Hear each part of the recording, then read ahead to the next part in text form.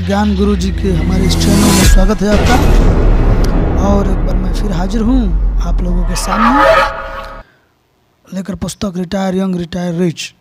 दोस्तों, ये इस पुस्तक का पार्ट 1 है। इसका इंट्रोडक्शन और एक पार्ट ऑलरेडी अवेलेबल है इस पर, रिटायर यंग रिटायर रिच का, जो आपको धन से संबंधित सारे डिटेल इन्फॉर्मेशन प्रस्तुत करता है। इसमें कुछ रूल्स, मनी के कुछ सीक्रेट्स और आपके लाइफ स्टाइल से रिलेटेड एक चमत्कारिक एक्सपीरियंस को शेयर किया गया है। दोस्तों, ये ऐसा पुस्तक है जो आपको फाइनेंशियल इंटेलिजेंस को, आपको वेल्थ इंटेलेक्चुअल्स को, मनी के जो रूल्स है उसको समझाएगा। किस तरीके से आप एक स्मार्ट फंड मैनेजर और द पावर ऑफ मनी आप समझ पाएंगे, अपने आप को फोकस कर पाएंगे। तो दोस्तों, ये सारे के सारे डिटेल इन्फॉर्मेशन आपको इस पुस्तक में, जिसका नाम है रिटायर यंग रिटायर रिच, मिलेगा। और दोस्तों, आपके इस चैनल ज्ञान गुरु जी पे 2 और पुस्तक का प्लेलिस्ट अवेलेबल है। पहला है आत्मानुशासन की शक्ति, बहाना बनाना छोड़ दें, और दूसरा है सफलता के साधन। दोस्तों, ये पुस्तक वेल्थ के सेक्टर में भी बहुत ज़बरदस्त है, जो आपको आपके पोटेंशियल को, आपके इनकम को बढ़ाने में किस तरीके के आत्मानुशासन की ज़रूरत है, आपको जो focus on earning 10x to save income और 10 का जो रूल है उसको समझाने में आपको किस हद तक ये आपकी मदद करेगा, ये इस पुस्तक में बताया गया है। तो मेरा रिक्वेस्ट है, ज़रूर उसको पढ़ें। और चैनल को अभी तक लाइक नहीं किए हैं तो लाइक कीजिए, शेयर कीजिए, सब्सक्राइब कीजिए। और चलिए शुरू करते हैं।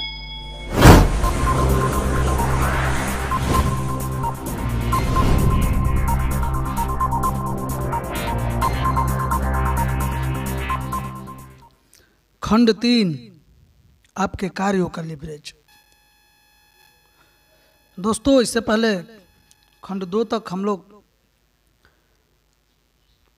इस पुस्तक में देख चुके हैं, जिसका लिंक अभी तक आपने नहीं देखे हैं तो मैं डिस्क्रिप्शन में दे देता हूं, आप उसको देख लीजिए। तो चलिए शुरू करते हैं। खंड 3, आपके कार्यों का लिवरेज। फेंस पर बैठे 3 पक्षियों की कहानी हम सब ने कई बार सुनी होगी। सवाल है, अगर उनमें से 2 पक्षी उड़कर दूर जाने का फैसला कर लें तो कितने पक्षी बचेंगे? जवाब है 3 पक्षी फिर भी बचेंगे। सबक यह है कि आप कोई काम करने की फैसला कर लेते हैं, इसका यह मतलब नहीं है कि आप उस काम को सचमुच कर लेंगे। अमेरिका में 5% से भी कम लोग अमीर हैं। हो सकता है कि बाकी के 95% लोग भी अमीर बनना चाहते हों, लेकिन सिर्फ 5% लोग ही इस दिशा में कोई कदम उठाते हैं।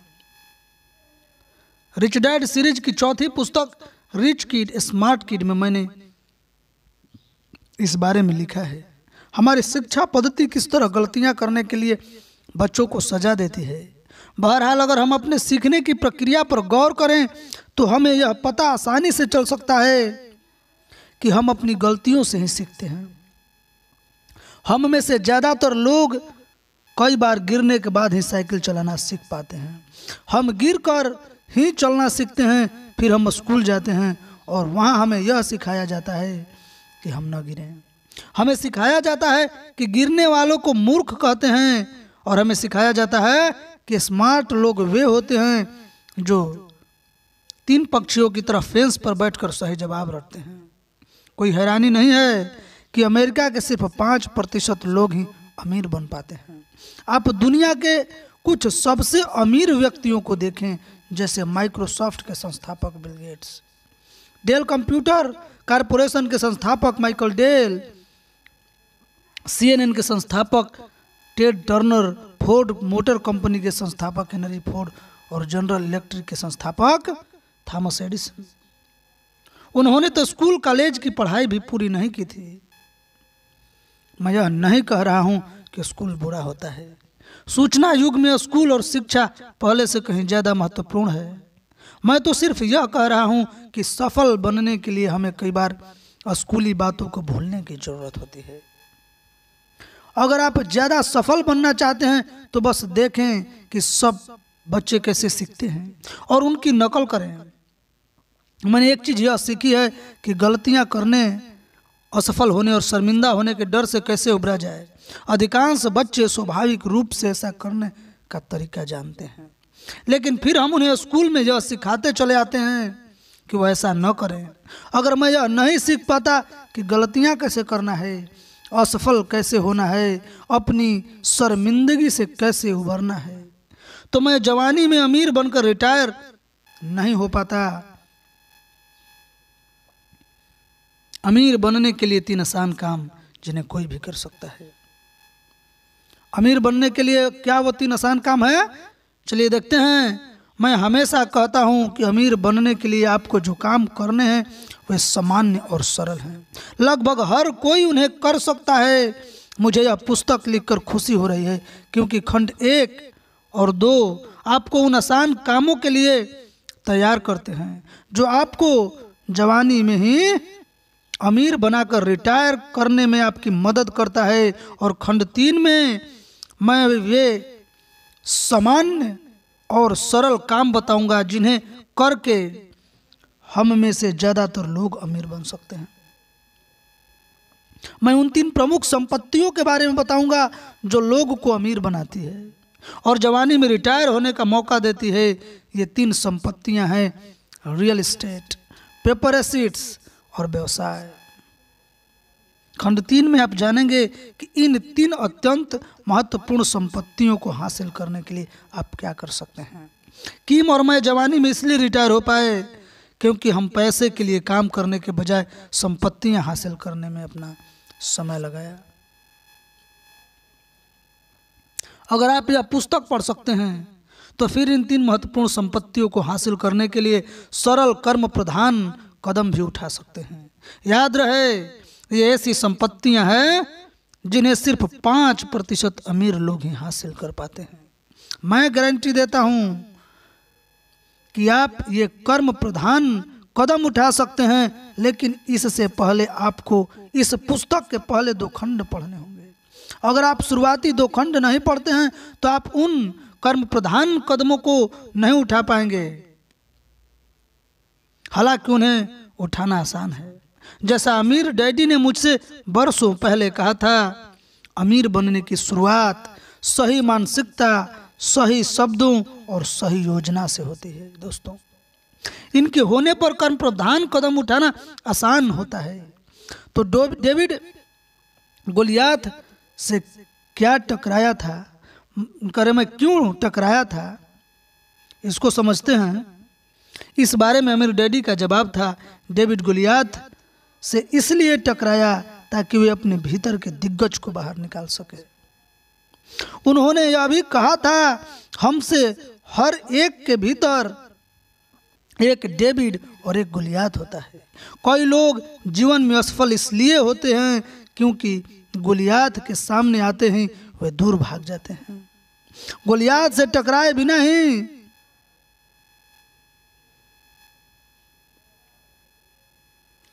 डेविड कभी दिग्गज इंसान नहीं बन पाता। अमीर डैडी ने इस कहानी के जरिए अपने बेटे और मुझे वित्तीय दिग्गज बनने के लिए प्रेरित किया था। दूसरे शब्दों में, दैत्य को मारने के बजाय अमीर डैडी ने हमें दैत्य जितना विशाल बनने के लिए प्रेरित किया।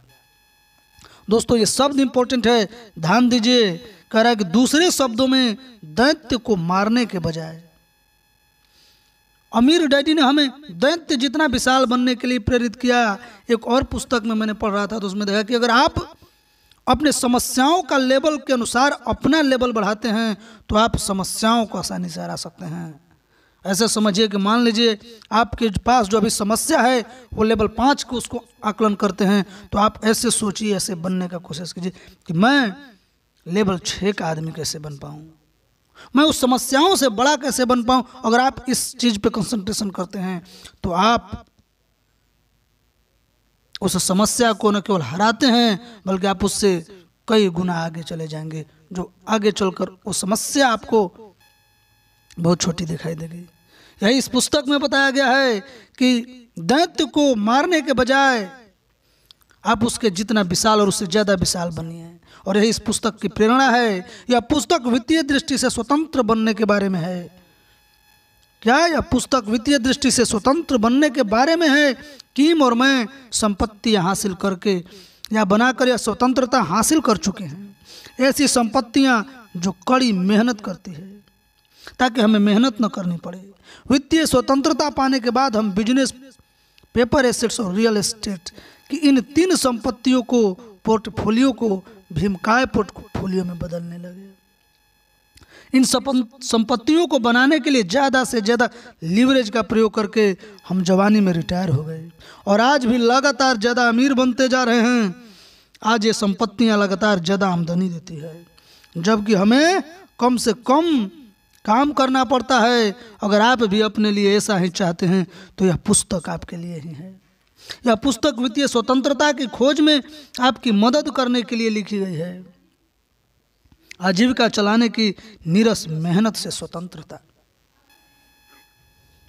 अंत में डेविड लीवरेज का प्रयोग करके दैत्य जितना शक्तिशाली बना था। आप भी ऐसा ही कर सकते हैं।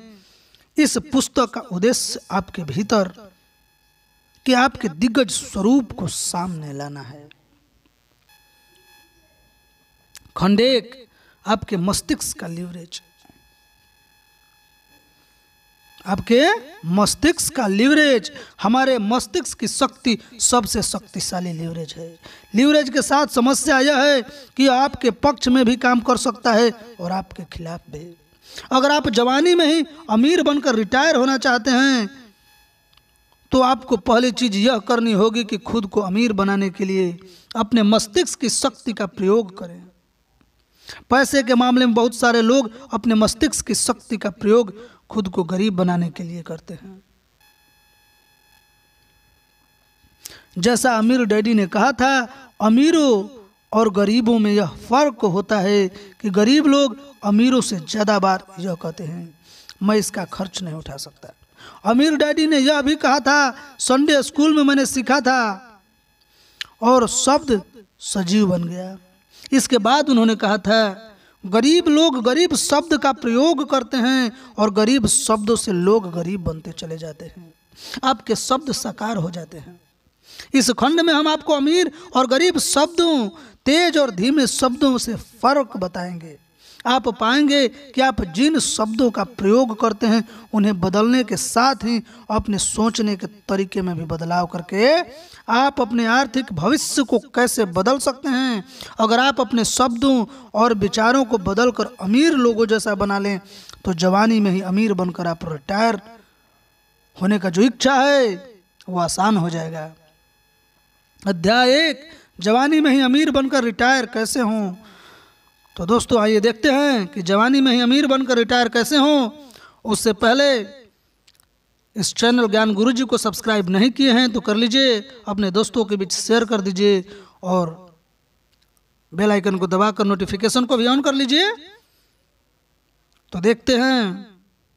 और मैं दोस्तों एक बार और कहूँगा कि मैंने इस चैनल पे इसी तरह के मोटिवेशन से रिलेटेड मोटिवेशनल बुक्स का मैंने प्लेलिस्ट बनाकर डाल दिया है, जिसमें एक प्लेलिस्ट में आपको मिलेगा सफलता का साधन और दूसरे प्लेलिस्ट में मिलेगा आत्मानुशासन की शक्ति और तीसरे प्लेलिस्ट में मिलेगा वारेन बफेट की जीवनी। तो आप अभी तक उस सारे प्लेलिस्ट को नहीं देखे हैं तो प्लेलिस्ट में जाइए और आप ऐसा ही पुस्तक, चमत्कारिक पुस्तक वो भी है, उसको अभी तक नहीं देखे हैं तो देखिए और अपना लाइक कमेंट करके बताइए कि क्या वास्तव में वो आपके विचार को बदलने में सहायता किया है, वो आपको मोटिवेशन तक पहुंचाने में कुछ हेल्प किया है। तो मुझे ज़रूर कमेंट करके बताएं। तो चलिए शुरू करते हैं। नीचे मैंने यह आप बीती बताई है कि मेरी पत्नी कीम, मेरे सबसे अच्छे दोस्त लैरी और मैंने किस तरह कंगाली से शुरुआत की थी, लेकिन 10 साल से कम समय में ही हम अमीर बनकर रिटायर हो गए। मैं यह कहानी उन लोगों का हौसला बढ़ाने के लिए बता रहा हूँ जिन्हें खुद के बारे में शंका हो या जिन्हें जवानी में रिटायर होने की यात्रा शुरू करने से डर लगता है या उनमें आत्मविश्वास की जरूरत भरना है। जब कीम और मैंने शुरुआत की थी तो हमारे पास फूटी कौड़ी भी नहीं थी। हमारा आत्मविश्वास कम था और हमारे मन में शंकाएं भरे थे।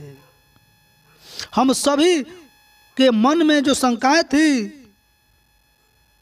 उसे इस बात से फर्क पड़ता है कि हम उन शंकाओं का करते क्या हैं। यात्रा शुरू होती है। दिसंबर 1984 में किम, मेरा सबसे अच्छा दोस्त लैरी क्लार्क और मैं ब्रिटिश कोलंबिया के वैंकूवर व्हिस्लर माउंटेन पर स्कीइंग कर रहे थे। बर्फ बहुत गहरी थी, रन बहुत लंबे थे और स्कीइंग बहुत शानदार थी, हालांकि ठंड भी बहुत ज़्यादा थी।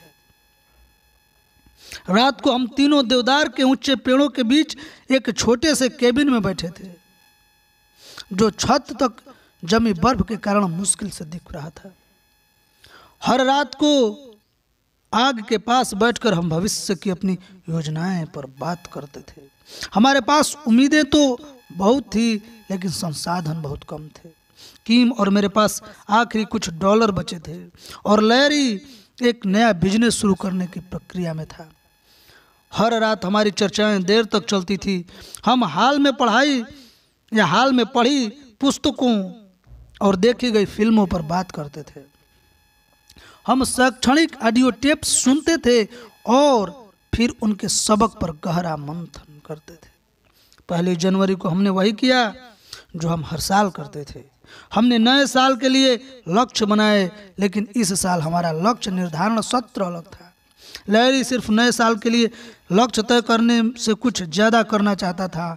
1 साल के लक्ष्यों के बजाय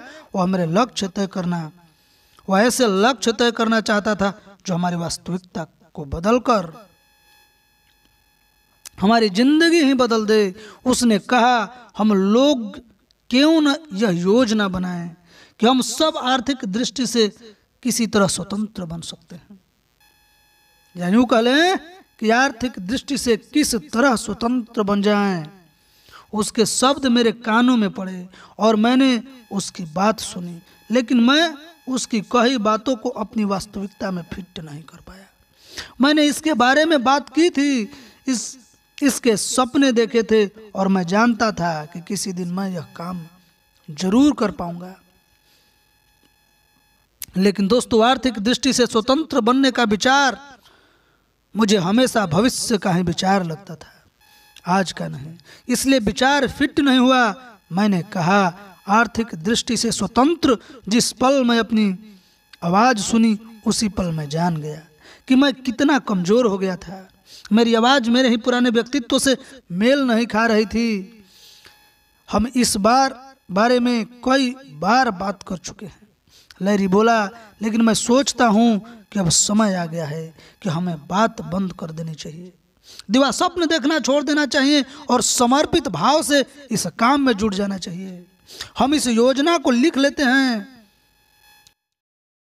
लिखने के बाद हम यह जान जाएंगे कि हमें यह काम करना ही है। लिख लेने के बाद हम इस यात्रा में एक दूसरे को सहारा देंगे। पैसों की तंगी से परेशान किम और मैंने एक दूसरे की तरफ देखा। दोस्तों, कुछ समय पहले कुछ टेक्निकल प्रॉब्लम आ गया था, अब ठीक हो गया है। तो आप बताइएगा कि आवाज़ अच्छे से जा रहा है कि कुछ प्रॉब्लम है। आग की चमक में हमारे चेहरों पर शंका और अनिश्चितता के भाव साफ दिखने लगे। विचार तो अच्छा है, लेकिन मुझे लगता है कि मैं तो बस जैसे तैसे अगला साल गुजारने पर ध्यान केंद्रित करना चाहूँगा। कुछ समय पहले ही मैंने नायलॉन और वेलक्रो वॉलेट बिजनेस छोड़ा था। जब यह बिजनेस 1979 में चौपट हो गया था तो मैंने 5 साल मेहनत करके इसे दोबारा जमाया था और इसके बाद इसे छोड़कर चलाया था। मैंने इसे इसलिए छोड़ा क्योंकि बिजनेस बहुत ज़्यादा बदल गया था। अब हम अमेरिका में उत्पादन नहीं कर रहे थे। बढ़ती प्रतिस्पर्धा से मुकाबला करने के लिए हमने अपनी फैक्ट्रियां चीन, ताइवान और कोरिया में लगा ली थी। मैंने बिजनेस इसलिए छोड़ दिया क्योंकि मैं यह बर्दाश्त नहीं कर पाया कि खुद को अमीर बनाने के लिए बाल श्रम का इस्तेमाल करना पड़े। बिजनेस मेरी जेब में पैसे भर रहा था, लेकिन यह मेरी आत्मा को कचोट रहा था।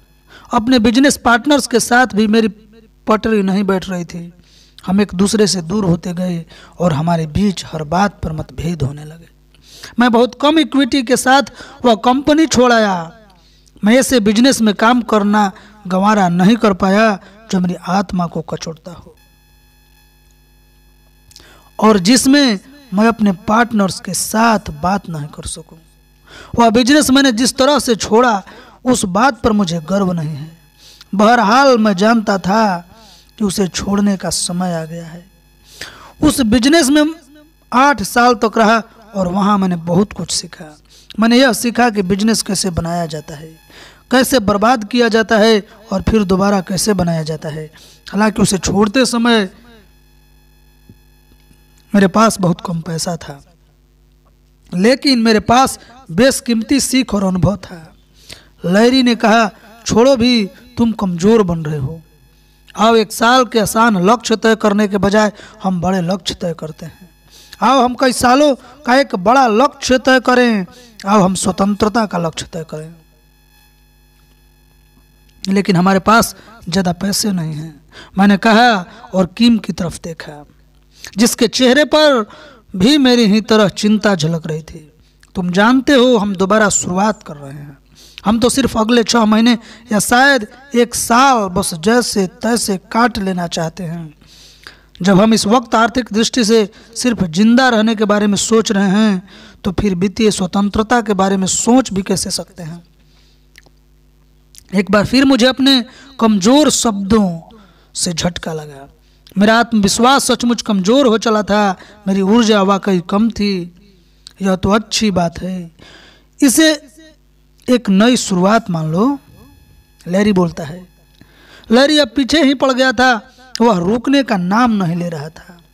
मैंने प्रतिरोध किया, लेकिन जब हमारे पास पैसा है ही नहीं तो फिर हम जल्दी रिटायर कैसे हो सकते हैं। मुझे एहसास था कि मेरे मुंह से निकलने वाले शब्द लगातार कमजोर होते जा रहे थे। मैं भीतर से कमजोर महसूस कर रहा था। मैं खुद को समर्पित नहीं करना चाहता था। मैं तो बस कुछ समय के लिए आर्थिक दृष्टि से बचे रहना चाहता था और भविष्य के बारे में नहीं सोचना चाहता था। मैंने यह नहीं कहा कि हम 1 साल में रिटायर होने वाले हैं, लैरी बोला, जो अब मेरी ढीली ढाली प्रतिक्रिया से चिढ़ने लगा था। तो मैं सिर्फ यह कह रहा हूं कि हम इसी वक्त रिटायर होने की योजना बना लें। आओ लक्ष्य लिख लेते हैं, योजना बना लेते हैं और फिर उस पर ध्यान केंद्रित करते हैं। ज़्यादातर लोग रिटायर होने के बारे में तब तक नहीं सोचते हैं जब तक कि वह बहुत देर नहीं हो जाती, या वे रिटायरमेंट की योजना 65 साल की उम्र में बनाते हैं। मैं तो ऐसा नहीं करना चाहता। मैं इससे बेहतर योजना बनाना चाहता हूँ। मैं सिर्फ आजीविका चलाने के लिए जिंदगी भर काम नहीं करना चाहता। मैं अमीर बनना चाहता हूँ। मैं जवानी में ही दुनिया की सैर करना चाहता हूँ ताकि इसका पूरा आनंद ले सकूं। जब मैंने लैरी के मुंह से यह लक्ष्य तय करने के लाभ सुने तो मैंने अपने भीतर एक फुसफुसाहट भी सुनी जो मुझे बता रही थी कि जवानी में आर्थिक दृष्टि से स्वतंत्र होना और जल्दी रिटायर होने का लक्ष्य बनाना यथार्थवादी क्यों है। यह तो एक तरफ से असंभव लग रहा था। लैरी लगातार बोलता रहा। शायद उसे इस बात की परवाह ही नहीं थी कि किम या मैं उसकी बात सुन रहे हैं या नहीं। इसलिए मैंने उसके शब्दों पर से ध्यान हटा लिया और उसकी कही बातों पर विचार करने लगा। मैं खुद से कहा, जल्दी रिटायर होने का लक्ष्य तय करना अच्छा विचार है। फिर मैं इसे क्यों जूझ रहा हूँ। अच्छे विचार से जूझना तो मेरी फितरत नहीं है। अचानक मुझे अमीर डैडी की बात याद आ गई। तुम्हारी सबसे बड़ी चुनौती तुम्हारी आत्मशंका और आलस है। दोस्तों, अमीर डैडी क्या बोलते हैं कि तुम्हारी सबसे बड़ी चुनौती तुम्हारी आत्मशंका और आलस है। तुम्हारी आत्मशंका और आलस ही अपरिभाषित और सीमित करते हैं कि तुम कौन हो। अगर तुम अपने वर्तमान स्वरूप को बदलना चाहते हो तो तुम्हें अपनी आत्मशंका और आलस से जूझना होगा। तुम्हारी आत्मशंका और आलस ने ही तुम्हें छोटा बना रखा है। तुम्हारी आत्मशंका और आलस ही तुम्हें अपनी मनचाही जिंदगी नहीं पाने दे रहा है। दोस्तों, मैंने जो हाईलाइट करके रखा है येलो से, उसको आप तब तक पढ़ते और सुनते रहिए जब तक कि आपके अंदर से ये समझ विकसित न हो जाए कि ये कहना क्या चाह रहे हैं और मुझे करना क्या है। इस हाईलाइटेड वाक्य को पढ़ने के बाद। तो चलिए आगे चलते हैं। मुझे याद था कि अमीर डैडी ने इस मुद्दे को प्रभावशाली बनाने के लिए आगे कहा था, तुम्हारे रास्ते कोई भी नहीं है, सिर्फ तुम हो और तुम्हारी आत्मशंकाएं हैं। ऐसा ही बने रहना आसान है, परिवर्तन नहीं करना आसान है। ज़्यादातर लोग जिंदगी भर वैसे ही बने रहने का चुनाव करते हैं। जब तुम अपनी आत्मशंका और आलस से जूझोगे तो अपनी स्वतंत्रता का द्वार खोज पाओगे। अमीर डैडी ने मुझसे ये बातें उस समय कही थी जब मैं हवाई द्वीप छोड़कर इस यात्रा पर आने वाला था। वे जानते थे कि मैं शायद हमेशा के लिए हवाई छोड़कर जा रहा हूँ। वे जानते थे कि मैं अपना घर छोड़ रहा था जहाँ मैं बहुत आरामदेह महसूस करता था। वे जानते थे कि मैं सुरक्षा की किसी गारंटी के बिना दुनिया में कदम रखने का जोखिम ले रहा था। अमीर डैडी के साथ मेरी बातचीत 1 महीने बाद मैं बर्फ से ढके इस पहाड़ पर बैठा था जहां मेरा सबसे अच्छा दोस्त मुझसे वही बातें कह रहा था, लेकिन मैं कमजोर, असुरक्षित और बेचैन महसूस कर रहा था। मैं जानता था कि आगे बढ़ने या फिर हार मानकर घर लौट जाने का समय था। मुझे एहसास था कि मैं पहाड़ों पर इस कमजोरी के पल से जूझने के लिए ही आया था। एक बार फिर यह निर्णय का समय था, यह चुनाव करने का समय था। मैं अपनी आत्मशंका और आलस के सामने हार मान सकता था, या फिर मैं खुद के बारे में अपनी धारणाएं बदल सकता था। यह आगे बढ़ने या पीछे हटने का समय था। यही वह निर्णायक समय था। जब मैंने लैरी के बोलने पर दोबारा ध्यान दिया तो उस समय वह स्वतंत्रता के बारे में बोल रहा था। मुझे एहसास हुआ कि वह दरअसल स्वतंत्रता के बारे में नहीं बोल रहा था। उस पल मुझे यह एहसास हुआ कि अपनी आत्मशंका और आलस से जूझना ही मेरे लिए सबसे महत्वपूर्ण था। अगर मैं इससे नहीं जूझूंगा तो मेरी जिंदगी पिछड़ने लगेगी। ठीक है, चलो यह काम कर देते हैं, मैंने कहा। चलो हम आर्थिक दृष्टि से स्वतंत्र होने का लक्ष्य तय करते हैं। यह 1985 का न्यू ईयर्स डे था। 1994 में किम और मैं आर्थिक दृष्टि से स्वतंत्र थे। लैरी द्वारा स्थापित कंपनी 1996 में इंक मैगजीन की सबसे तेजी से विकास कर रही कंपनियों में से एक थी। लैरी 1998 में 46 साल की उम्र में रिटायर हो गया। उसने अपनी कंपनी बेचकर 1 साल की छुट्टी मनाई। आपने यह किया कैसे? आपने यह किया कैसे? जब भी मैं यह कहानी सुनाता हूं तो मुझसे यह सवाल पूछा जाता है, कैसे? How did you do? तब मैं कहता हूं कैसे महत्वपूर्ण नहीं है। How is not important. महत्वपूर्ण तो यह है कि किम और मैंने यह क्यों किया। फिर मैं कहता हूं क्यों के बिना कैसे संभव नहीं था। दोस्तों, क्यों के बिना कैसे कभी संभव नहीं होता है। इसलिए आप कैसे करना चाहते हैं तो पहले क्यों पर ध्यान लगाइए और क्यों पर फोकस कीजिए। मैं आपको विस्तार से बता सकता हूं। ये रॉबर्ट टी कियोसाकी कहते हैं कि किम उनकी पत्नी थी, लैरी और मैंने यह कैसे किया, लेकिन बताऊंगा नहीं। हमने यह कैसे किया यह महत्वपूर्ण नहीं है, हमने यह काम कैसे किया इस बारे में सिर्फ इतना कहूंगा कि 1985 से 94 के बीच किम, लैरी और मैंने अमीर डैडी के बताए प्रचुर दौलत के 3 रास्तों पर ध्यान केंद्रित किया, जो इस प्रकार है। व्यवसाय की योग्यताएं बढ़ाना, धन प्रबंधन की योग्यताएं बढ़ाना और निवेश योग्यताएं बढ़ाना। इन तीनों रास्तों के बारे में ढेर सारी पुस्तकें लिखी जा चुकी है। अगर मैं भी इसी के बारे में लिखने लगूं तो यह एक और पुस्तक होगी जो बताएगी कि यह काम कैसे किया जाना चाहिए। लेकिन मुझे लगता है कि कैसे से ज्यादा महत्वपूर्ण यह है कि हमने यह काम क्यों किया। इसका क्यों यानी कारण यह था कि मैं अपनी आत्मशंकाओं, अपने आलस और अपने अतीत को चुनौती देना चाहता था। क्यों नहीं मुझे कैसे किया जाए इसकी शक्ति दी। दोस्तों, अमीर डैडी अक्सर कहते थे, कई लोग मुझसे पूछते हैं कि कोई काम कैसे किया जाता है। पहले मैं उन्हें बता देना चाहता था, लेकिन फिर मुझे एहसास हुआ कि मेरे बताने के बाद भी अक्सर लोग यह काम नहीं करते थे। तब मुझे समझ में आया कि मैं कोई काम कैसे करता हूँ।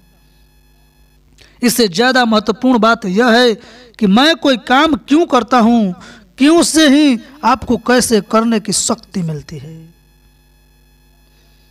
उन्होंने यह भी कहा, ज़्यादातर लोग जिस काम को कर सकते हैं उसे इसलिए नहीं कर पाते हैं क्योंकि उनके पास पर्याप्त शक्तिशाली क्यों नहीं होता है। यानी कि पर्याप्त शक्तिशाली जो नहीं होता है वो क्या है, क्यों, कोई रीजन नहीं होता है वाई वो काम को क्यों करना चाहते हैं, उसे ऐसा क्यों करना चाहिए। ये नहीं होने के कारण वो किसी शक्तिशाली काम को नहीं कर पाते, वो किसी काम को नहीं कर पाते। दोस्तों, तो अपने जिंदगी में वाई खोजिए। नहीं मिलता है तो समय लीजिए, लेकिन जरूर खोजिए। एक बार जब आप क्यों खोज लेंगे तो दौलत तक कैसे पहुँचें यह रास्ता खोजना आसान है। ज़्यादातर लोग अपने दिल में झांक कर उन कारणों की तलाश नहीं करते हैं कि अमीर क्यों बनना चाहते हैं। लोग तो दौलत की आसान राह की तलाश करते हैं, और आसान राह के साथ समस्या यह है कि आम तौर पर बंद गली पर खत्म होती है। तो दोस्तों, खुद से बहस करना, talk to yourself, debate yourself, यह अच्छा वाक्य होगा। Debate yourself, discuss yourself. उस रात ठंडे पहाड़ी केबिन में बैठकर लैरी की बात सुनते समय मैंने पाया कि मौन रहकर उससे बहस कर रहा था। हर बार वो कहता था, चलो हम इसका लक्ष्य बना लेते हैं, इसे लिख लेते हैं और योजना बना लेते हैं। हर बार मैं मन ही मन इस तरह की प्रतिक्रिया करता था, लेकिन हमारे पास पैसा तो है ही नहीं, मैं यह नहीं कर सकता। मैं इसके बारे में अगले साल सोचूंगा, या जब किम और मैं सेटल हो जाएंगे तब सोचूंगा। तुम हमारी स्थिति को समझते नहीं हो, मुझे ज्यादा वक्त चाहिए। बरसों तक मेरे अमीर डैडी ने मुझे कई सबक सिखाए। उनमें से एक सबक यह था, अगर तुम खुद को किसी अच्छे विचार के खिलाफ बहस करते पाओ तो बहस करना छोड़ देना चाहिए। उस रात जब लैरी जल्दी अमीर बनने और रिटायर होने के बारे में बोला जा रहा था, तो मुझे अपने अमीर डैडी की चेतावनी याद आई कि अच्छे विचार के साथ बहस नहीं करना चाहिए। समझे दोस्तों, जब आपके दिमाग में अच्छे विचार आए, पॉजिटिव विचार आए, सकारात्मक विचार आए, तो अपने निगेटिव धारणा को त्याग दीजिए। और आगे समझाते हुए अमीर डैडी ने कहा, क्या कहा कि अगर कोई इंसान किसी चीज को चाहता है लेकिन उसके बारे में इस तरह की बात कहता है, मैं इसका खर्च नहीं उठा सकता। तो दोस्तों, आज यहीं तक। अगली इस पार्ट में, ये पार्ट 1 है, तो पार्ट 2 में हम चर्चा करेंगे। और इसका एक और पार्ट में रिटायर यंग रिटायर एज का बनाकर डाल दिया हूँ, अपलोड कर दिया हूँ। अगर वो पार्ट नहीं देखे हैं तो आप उसे देखिए, तब ये देखिए, और अगली वीडियो में फिर आपसे मुलाकात होगी। तब तक के लिए मुझे दीजिए इजाज़त। अपना ख्याल रखिए। वीडियो को लाइक नहीं किए हैं तो लाइक कीजिए, चैनल को सब्सक्राइब कर लीजिए और अपने दोस्तों के बीच इसे शेयर कीजिए। नमस्ते, जय श्री राम, जय हिंदुस्तान।